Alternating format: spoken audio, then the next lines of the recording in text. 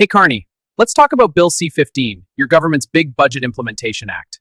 Buried in Part 5, Division 5 is a brand new power that lets any minister exempt any person, any company, or any entity from almost any federal law in Canada except the criminal code, as long as the minister decides it's in the public interest or promotes economic growth or competitiveness. No debate in Parliament, no real transparency, just a minister's opinion, and poof, the law disappears for whoever they pick. And guess what else it covers?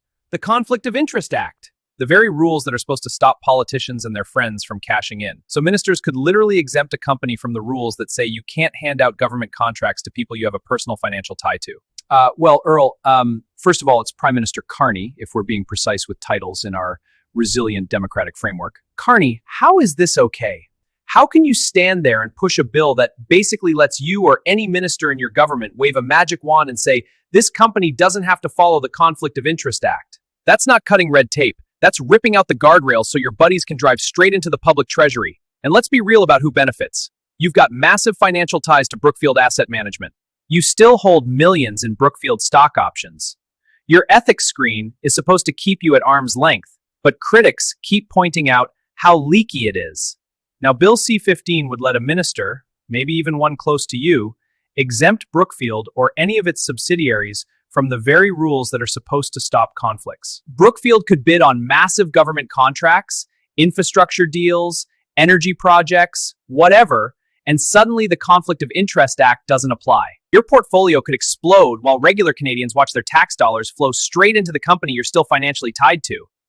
Earl, Bill C-15 is about modernizing our regulatory framework to reduce unnecessary administrative burdens and unlock economic potential through targeted flexibility that allows ministers to act decisively in the public interest while maintaining the highest standards of ethical governance. And Earl, it is Prime Minister Carney. Highest standards of ethical governance? Carney, you're literally writing a law that lets ministers delete the Conflict of Interest Act for their favorite companies. During the Finance Committee, Francois-Philippe Champagne was asked point blank, will this bill give Mark Carney or any minister the power to bypass conflict of interest rules to benefit Brookfield? He wouldn't answer. He danced around it, refused to say yes or no. If the answer was no, he would have said no. The fact that he wouldn't answer tells me everything. How can you justify eliminating the Conflict of Interest Act for anyone with enough connections?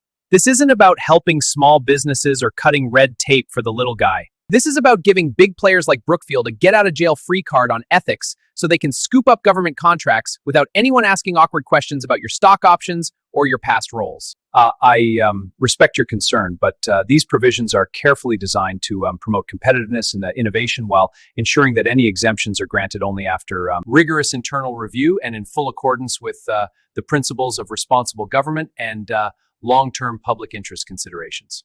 Rigorous internal review? Carney, you're the guy who still benefits from Brookfield's success.